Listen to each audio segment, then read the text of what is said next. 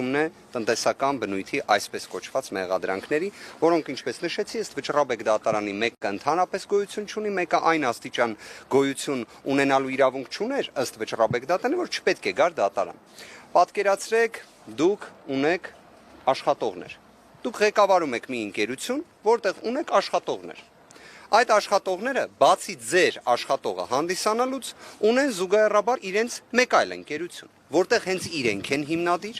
իրենց ընտանիքի անդամներն են հիմնադիր եւ իրենք բիզնեսով են զբաղվում։ Դուք պետք է այդ անձանց, այդ առանձին բիզնեսի գործունեության ընթացքում, շրջանակներում որևէ մի գործողության համար պատասխանատվություն կրեք, որևէ ձևով։ Ըստ քննչականի եւ դատախազության ստացվում է, ես իր անմեղության կանխավարկածնել եմ հարգում, խնդրում եմ որևէ կերպ բացասական դա չընդունեք։ Նախկինում արտակարգ իրավիճակների նախարարի պաշտոնը զբաղեցրած պարոն Փիլոյանի նկատմամբ երբ մեղադրանք առաջադրվեց, զուգահեռաբար պետք է նաեւ Նիկոլ Փաշինյանի նկատմամբ մեղադրանք առաջադրվեր։ Քանի որ իր վերադասը հանդիսանում է Նիկոլ Փաշինյանը։ Ըստ մեղադրանքի ասում են, որ նախկինում նախարարի պաշտոնը զբաղեցրած պարոն Փիլոյանը իր կարգավիճակից դուրս գործողություն է կատարել։ Բայց դեպքում ինչի իր վերադասին մեղադրանք չեն առաջադրում։ Ասեմ ինչի, որտեղ պետք է լինի ենթադրյալ առնչություն, ինչ որ կապ պետք է լինի։ Այս գործով դատարանները մշտապես ընդգծել են, որ ընդհանրապես որևէ կապ դրա շրջանակներում չկա։ Հիմա լավ այլ օրինակ էլ բերեմ։ Պատկերացրեք մի հանրային սննդի օբյեկտ լինի։ Հանրային սննդի օբյեկտի աշխատողներից մեկը իր աշխատանքային ժամից դուրս այլ գործունեությամբ է զբաղվի։ Դրա համար պետք է մեղադրանք առաջադրվի հանրային սննդի օբյեկտի սեփականատիրոջը։ Սա է այս ամբողջ մեղադրանքի էությունը, իսկ թե ընդհանրապես դա արդյոք հիմնավոր է։ Արդյոք դրա մեջ որևէ մի նշույլ ողջամտության կա թե ոչ, հենց հիմա պնդեմ։ Ընդհանրապես չկա, ընդհանրապես գոյություն չունի։ Պարզապես հայտնի մանիպուլյացիոն գործիքների շրջանակներում փորձել են ինչ-որ թվերը ուռճացնելով ներկայացնել, որ իբրև տեսեք այսպիսի գումարների մասին է խոսքը, որ պատկերացնեք միայն այդ իրենց վկայակոչած գումարների տասնապատիկ Սամվել Կարապետյանը որպես բարեգործություն կատարել է Հայաստանի Հանրապետությունում եւ Արցախի Հանրապետությունում։ Կներեք, նույնիսկ տասնապատիկից էլ ավել թիվ կարող եմ ասել։ Դա միայն բարեգործություն է։ Մենք խոսում ենք Forbes-ի ցուցակում 4 միլիարդ 100 միլիոն դոլարի, իդեպ դատախազությունը դրամներից էր խոսում, այդտեղ էր խնդիրը։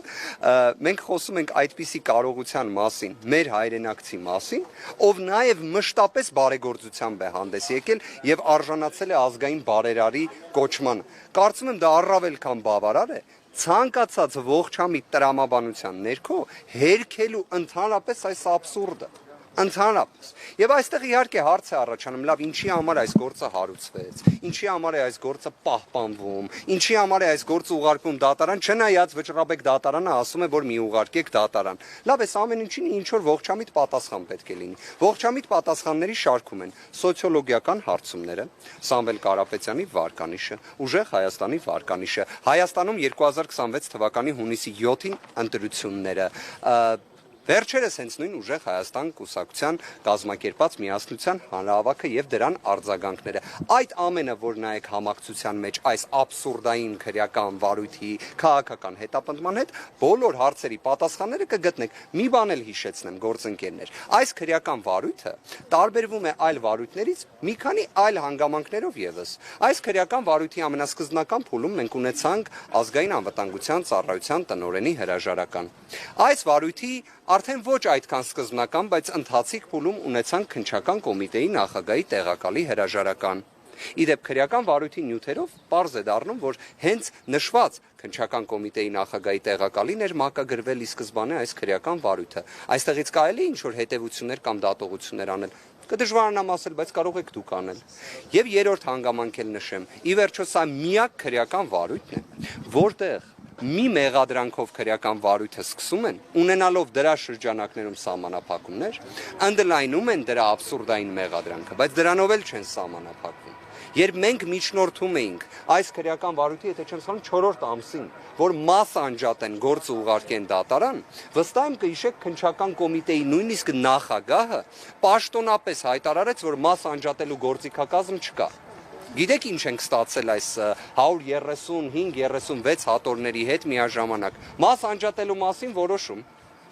Հիմա ոնց է ստացվում, որ 5 ամիս առաջ, երբ Սամվել Կարապետյանը կալանավորված էր, գտնվում էր Երևան կենտրոն բանտում, մենք խնդրում էինք, որ գործը շուտ ուղարկեք դատարան, որ ամբողջ հանրությունը տեսնի սա ինչ աբսուրդ է, իրենք ասում են մաս անջատել չենք կարող։ Բայց հիմա կարողացան։ Այս գործը հետևաբար նաև ֆանտաստիկայի հնարավորություններ է տալիս քննչական եւ դատախազական ներկայացուցիչներին։ Կրկին գործընկերներ, սա աբսուրդ է, սա քաղաքական հետապնդում է, սա սնանկ է։ Իրավական առումով այս գործը այլ կերպ ասած նման է ջրին, բայց ջուրը եթե կարող ես խմել եւ ջուրը կյանքի հետ է ասոցացվում, այս գործը ասոցացվում է բացառապես ապօրինությունների շղթայի հետ եւ տնային կալանքը րոպե շուտ պետք է վերացվի, րոպե շուտ։ Հիմա կլինի դրա շարժառիթը վախերը, կլինի սոցիոլոգիական հարցումները, բայց այս ջուրը պետք է դադարի։ Իրատեսական է համարում պարոն Վարդևանյան, որ խափանման միջոց է տնային կալանքը կարող է փոխել դատարանը այս փուլում երկընտրություններին օրինակ 2 ամիս է քիչ ժամանակ է մնացել։ Այն որ քաղաքական հետապնդումը Սամվել Կարապետյանի նկատմամբ իսկապես աննախադեպ է եւ այս քաղաքական հետապնդման շրջանակներում մենք տեսել ենք այնպիսի երևույթներ, որոնք մեղմ ասած անկանխատեսելի են եղել, այսինքն նույնիսկ մենք չենք էլ կարողացել դա պատկերացնել, այդ ամենը տեսել ենք, բայց մենք բոլորս ունենք հավատը առ իրավունքի գերակայություն։ Մենք դրան հավատում ենք։ Մենք այսօրվա Հայաստանում մենք տեսնելով այդքան քաղաքական հետապնդումներ, երբ մենք տեսել ենք նույն ազգային բարերարից մինչև սրբազանների այնպիսի խայտառակ կալանավորումներ, որ երբևէ ոչ մեկ չէր պատկերացնի, բայց մենք այո հավատում ենք, որ իրավունքը պետք է գերակայի, որովհետև իրավունքը հաճախ հենց գերակայում է, արդարությունը հաճախ հաղթում է ամենաանհավանական իրավիճակներում, ամենաանհավանական։ Այո։ Իսկ պարոն Կարապետյանի դիրքորոշումն այս ամենի ինչպիսին է եւ արդյոք հավատում է, որ արդարադատություն կա Հայաստանում։ Սամվել Կարապետյանը ընդհանրապես նույնիսկ իրավիճակներում այնպիսի, երբ մենք չենք պատկերացնում ինչ կարող ենք իրեն ասել, ինքը միշտ ժպիտը դեմքին ասում էր ամեն ինչ լավ է լինելու։ Ու վստահ եմ հենց տենց էլ լինելու։ Իսկ տևողության առումով պարոն Վարդևանյան ընտրություններին կարճ ժամանակ է մնացել, ինչ է կարծում եք դատական այս փուլը ինչքան կտևի եւ վերջնական։ Մեր խնդիրը հետեւյալն է, հենց դրա համար նաեւ առաջնահերթության կարգով քննության դիմում ենք ներկայացրել, միջնորդություն ենք ներկայացրել, որ րոպե շուտ ունենանք խափանման միջոցի վերաբերյալ հարցի քննարկում, որովհետեւ այո այլևս կենտրոնական ընտրական հանձնաժողովը ընդունում է համապատասխան քաղաքական հայտերը։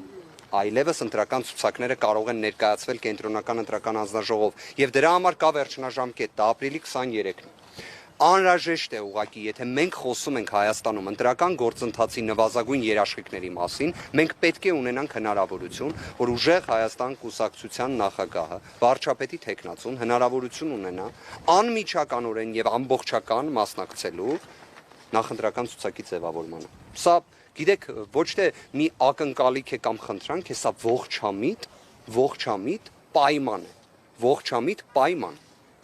Պարոն Վարդևանյան, դուք նշում եք, որ Սամվել Կարապետյանի տնային կալանքը ոչնչով չի զիջում բանտային կալանքին։ Մի քանի կետով կնշեք ինչու։ Տեսակցությունների սահմանափակումները, որոնք առավել ինտենսիվ են եղել եւ միայն վերջերս Վերաքննիչ հակակոռուպցիոն դատարանի, այսինքն վերջերս ասելով մոտ 10 օր առաջ Վերաքննիչ հակակոռուպցիոն դատարանը որոշակիորեն մեղմեց տեսակցությունների սահմանափակումը, բայց այն բոլոր դեպքերում պահպանվում է։ Այսինքն այն ռեժիմը սահմանափակումների, որոնք կիրառված են, առավել քան խիստ են։ Եվ այստեղ մի կարևոր հանգամանք էլ կա։ Մենք պետք է նայենք տնային կալանքի նաև որպես խափանման միջոցի էությանը կոնկրետ անձի նկատմամբ։ Այստեղ մենք խոսում ենք ուժեղ Հայաստան կուսակցության նախագահի մասին, մենք խոսում ենք նախընտրական շրջանի մասին, մենք խոսում ենք օրինակ ամեն շաբաթ կիրակի ուժերից մեկի քարոզարշավի մասին, իսկ ուժերից մյուսի առաջնորդի տնային կալանքի պայմաններում գտնվելու մասին։ Այս իմաստով նաև տնային կալանքը առավել քան ինտենսիվ է, անհամաչափ է, ապօրինի է եւ մեղմ ասած որևէ մի իրավական փաստարկման չի դիմանում։ Այսինքն այս պայմաններում այն պետք է վերացվի։ Պարոն Վարդեվանյան, իսկ այդ դեպքում տեսահոլովակը ինչ պայմաններում եւ ինչպես է նկարահանվել, որը տեսանք հանրահավաքում։ Ընտանիքի անդամները հարազատները, այսինքն այն անձինք, որոնք հնարավորություն ունեին ներկա գտնվելու, տեսակցելու Սամվել Կարապետյանին, նման պայմաններով փորձ է արվել այնքանով որքանով հնարավոր էր այդ տեսաուղերձը նկարահանել, այնուհետև հրապարակել։ Դժվար էր իհարկե, ինքս էլ ներկա եմ գտնվել այդ գործընթացին, անկեղծորեն եմ ասում, բավականին բարդ է, երբ նշված ոլորտում մասնագիտացում ոչ մեկ չուներ հարազատներից։ Թե ինչպես ստացվեց, կարծում եմ հանրության արձագանքները առավել քան խոսում են։